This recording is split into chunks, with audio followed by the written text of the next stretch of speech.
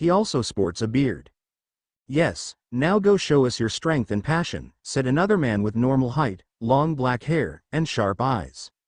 These two are Gaius Anzum and Idal Anzio, two of the remaining 7 elders. They were revered as the best swordsmen in Delsgade. So for most people just seeing them is like a great honor. With great fighting spirit the students rushed to pick the swords, but sadly reality is quite disappointing. Argg, why is this thing not moving? This sword is devouring my magic power. Ah, why do I feel so weak? These were the normal responses most students say. Like everything that has a demonic nature, all these swords have a collective consciousness to see who is worthy to wield them. Well, if this test was easy, would the demon elders even come to teach these brats? Argg, Sasha growled as she tried to move her sword, but like the others she too couldn't move it. What's wrong, Sasha? Having a little problem with pulling your magic sword? Anos teased. If you are so capable, why aren't you done pulling your own? She said sarcastically.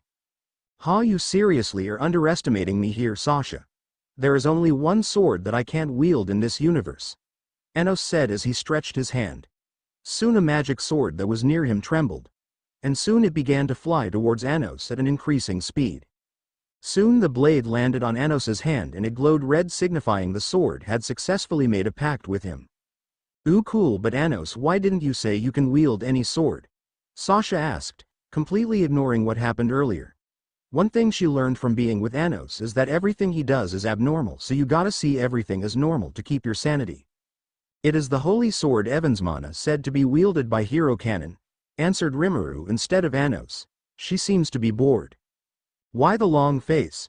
Anos asked with a raised eyebrow. It's getting boring here, you know, she said with a sigh. Why not try to participate in this tournament? Sasha asked. Rimuru sighed again. That's what I was about to do, but now, looking at these people's talent, and I already lost interest. These guys would be dead as soon as I take my blade out. Quote, oh, that's quite interesting. Would you mind if we have a spar then? Lei said, walking towards them with Misa. After the test both of them have been hanging out with each other more frequently. Lei, I know your obsession with a blade is quite admirable, but is it really worth the hassle? Rimuru said, pointing at the 2 demon elders who were quite unable to move towards Anos due to her presence. Lei shrugged and said, if they are joining, I'm not complaining. Rimuru sighed while saying under her breath, what a drag. She just snapped her fingers and a sword that was next to her flew towards her. As it was floating next to her, she gripped the handle as the sword glowed red. Lei also went near another sword and picked it up from the ground like it was nothing. He then turned to Rimuru and took a stance. As they both were about to clash, loud laughter was heard, making them look at the source. Ha ha ha, wonderful, it looks like 3 students managed to pull their magic swords out. Anos Voldigod, Rimuru Tempest, Lei Gransley, you 3 students are the ones that passed this exam. And as we agreed, we will teach them personally, so folks get ready. Lessons start now. Gaius said as he dashed towards Anos swinging his massive blade. Idal also didn't stand still. He dashed towards Lei and Rimuru. While Anos parried Gaius's blade with ease, the ground beneath him cracked due to the pressure. Since this guy wants to spar so much, why don't I humor him? Thinking so, Anos started to retaliate with his own strikes, making the clash quite intense. As one battle was going on the other side, Idal is repeatedly trying to strike Rimuru and Lei with his dual swords, but to no avail. Lei with his magic sword blocked most of it, and Rimuru, well, she just dodged them like it was nothing. She didn't even use her sword.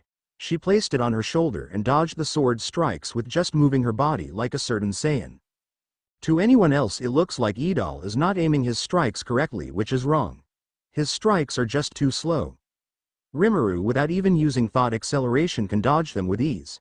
And she wasn't even paying attention to this fight as she was busy thinking, how the hell did these 2 cowards get the guts to challenge me when they were even trying not to look at my eyes earlier?